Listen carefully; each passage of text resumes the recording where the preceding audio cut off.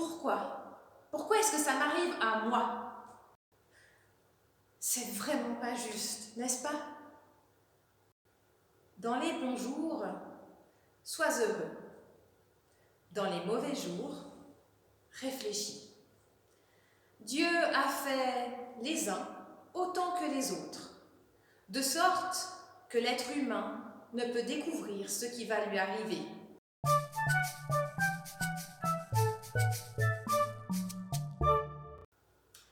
On ne sait pas pourquoi il nous arrive ce qui nous arrive, ni le bon, ni le moins bon. Je vais même plus loin. Ce qui nous arrive de bien, ce qui va dans le sens de ce que nous avions projeté de nos vies, ça nous semble normal. C'est vrai, non? On ne se pose pas vraiment la question de ce qui nous semble être notre réussite, la réussite de nos plans ou de notre travail.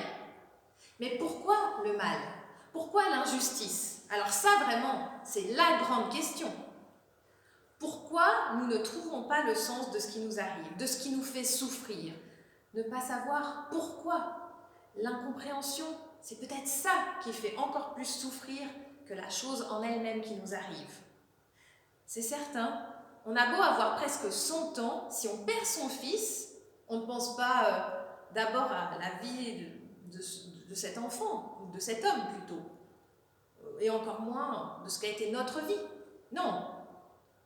D'abord, à ce moment-là, on redevient la maman du petit enfant qu'on a porté des mois dans son ventre, celui qu'on a tenu dans nos bras le jour de sa naissance. Et on se dit seulement, mais c'est pas dans l'ordre des choses. Et on pleure toutes les larmes de son corps. Quelle qu'a été la vie de cet enfant? Pourquoi lui d'abord? Et c'est pas non plus une histoire d'âge. Même celles qui n'ont pas tenu leur enfant dans les bras parce qu'il est décédé avant la naissance, toutes vous le diront. Ça laisse une cicatrice, une blessure à vie. Pourquoi? C'est pas logique, c'est pas dans l'ordre des choses. Pourquoi? On veut comprendre, on veut cerner, on veut savoir, on veut enfermer dans notre logique, on veut mettre dans une case. C'est impossible de faire autrement que de chercher pourquoi il nous arrive ce qui nous arrive. D'ailleurs, ce n'est pas une histoire de croyants ou de non-croyants. Pour le croyant, d'ailleurs, ce genre d'épreuve, ce sera le moment du doute, de la révolte contre Dieu. Et moi, je crois que c'est légitime. Je crois en ce Dieu qui accueille ce questionnement, cette révolte. Parce que si lui ne peut pas accueillir ça, mais alors qui peut? Oui, je crois que c'est vraiment pleinement humain et plein de fois de vouloir savoir comment et pourquoi Dieu agit dans notre monde. Qoélette, l'Ecclésiaste, ne dit pas le contraire. Il nous renvoie à notre humanité, à nos limites, à nos responsabilités. Dans notre monde moderne, nous avons soif de science, de technologie. Nous faisons des choses extraordinaires. Nous soignons, voire même réparons des humains à des niveaux hallucinants. Nous allons même dans l'espace quasi aussi facilement qu'on prend l'avion. C'est complètement fou. Et pourtant, encore aujourd'hui, le sage, le scientifique, le médecin, ils ont des limites. Ils ne peuvent pas tout expliquer. Ils ne peuvent pas tout soigner. Ils ne peuvent pas tout faire. Il n'y a pas de risque zéro. Nous avons soif de science et en même temps, nous mettons la science en doute. Pour preuve, en ce moment, le questionnement autour des vaccins. Croire, ce n'est pas savoir.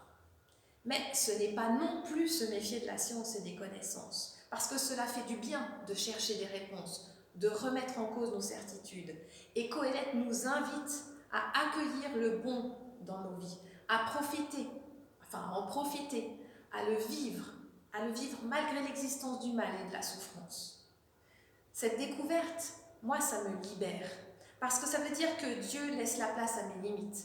Il prend en compte mes forces, mais aussi mes faiblesses. Il laisse la place à l'erreur, au doute et même à l'échec, parce que l'échec, ce n'est pas la mort. La dernière fois, je disais que croire, c'était dingue.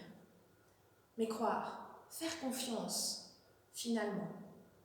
Et si c'était pas si fou que ça? Alors, je vous laisse avec cette question. Soyez bénis, prenez soin de vous, et à la prochaine fois.